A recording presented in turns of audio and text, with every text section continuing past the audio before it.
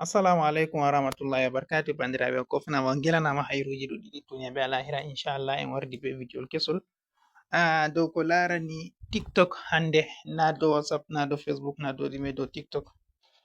Woɓɓe fere ɗuɓɓe ɓe ɗon mbiya ɓe ɗo connecta tiktok, amma tiktok ɗo yara ɓe connexion. Ɓe connecta e ndara videoji ɓurai ɗiɗi tati yago nayi ni, to ɗuɗi majum nayi, amma sai a yi'a connexion maɓɓe timmi. To ɗo man ɗum ɗo torra ɓe sosai. To aran man ni en ɗon dokka application connection gratuit je to a connecti be magel a nastan tiktok a wala haje wigo sai ta waɗi connection. Ene a watta ko da waɗi connection maɗa a yaha a lara videoji nder tiktok, amma connection maɗa timmata lau. Masala a waɗi connection enjika a nyallan larugo tiktok connection maɗa timmai inchallah. Ngam majum en nastan en ndara video majum ga fuɗɗam ha ragare. Hiddeko en nasta nder video majum no bandam miɗo tore a hafda ne watta pat a nasta ha chaîne meɗen je fasaha tv ɗo a yaha a abona. Mi hollete no waɗata a abona, bandiraɓe ɗuɗɓe ɗon mi anda no watta ɓe abona. To ngam majum mi am holla on no watta a abona hiddeko en nasta nder video meɗen bana ni. Ko waɗata ni a tefa application mana je youtube. Nda youtube ɗo en youtube en nasta nder youtube meɗen bana ni. To a nasti nder youtube majum bana ni a wara ha babal recherche a waɗa fasaha tv, malla bo link je mi accante ɗo. To a yi do link man ni yarete ha youtube gal group ji meɗen kenan, na yake fere mi ɗo yerɓa link. To on dari link man ni on yi'a dow bindi play je link man wadda non ha chaîne amin je fasaha tv bana ni. On yi'a nda ɗon video ji meɗen, to on wara on ina dow logo man haɗɗo. To on ini bana ni a yi'a nda haɗɗo waɗi s abonné be français, to be anglais banni bo yan waɗa subscribe. A iya dow ton banni, to a yi dow ton banni sai a lora a iya dow ɗo bo fahin a lora hoca a ina dow jengel ɗo lumgurel je to ɗo ɗon hollata a abonné ha chaîne meɗen je fasaha tv. En dilla nder application meɗen je tiktok. To tawari a nasti ha tiktok maɗa banni, mi itta volume ngam ta ɗum dama himɓe surutu.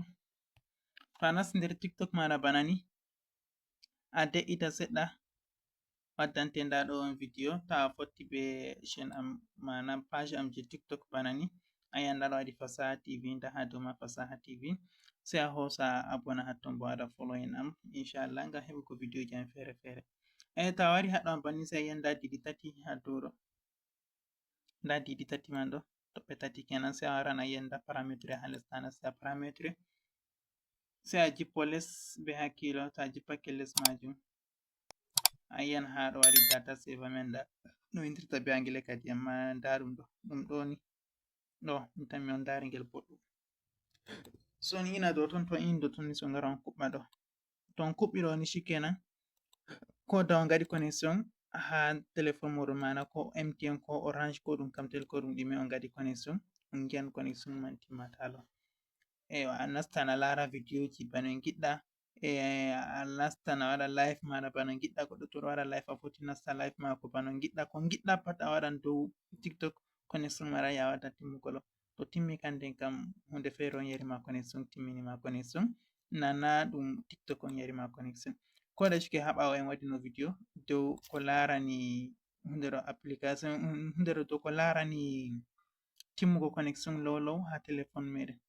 Hami holla on video majum. To nasti ta nasti ha chaîne amin je fasaha tv ɗo, a wari a nasti ha partir video banni a hosa a jippo les be hakkilo. Nda ɗo pat video ji je en gaɗi, a jippo les be hakkilo a yi'an ha waɗi connection gratuit. Nda ɗum ɗo application connection gratuit. To a hosi a nasti ha ton ni hollete lawol ne a waɗata, lawol ne a waɗata a ustana telephone maɗa yarugo connection. Ko da a waɗa connection noi ɗo timma lau ɗo fu, ta ni ha a utilize be ɗo connection maɗa timmata lau inchallah. Ngam majum kofna on gelanama hayruji ɗuɗɗum on ragare video meɗen. Ta hejite abonugo be likugo be partajugo video majum ngam heɓa bandiraɓe luttuɓe bo ena fitoro be majum inchallah. Assalamu alaikum warahmatullahi wabarakatuh. Moron be Abdul Kadir Abubakar.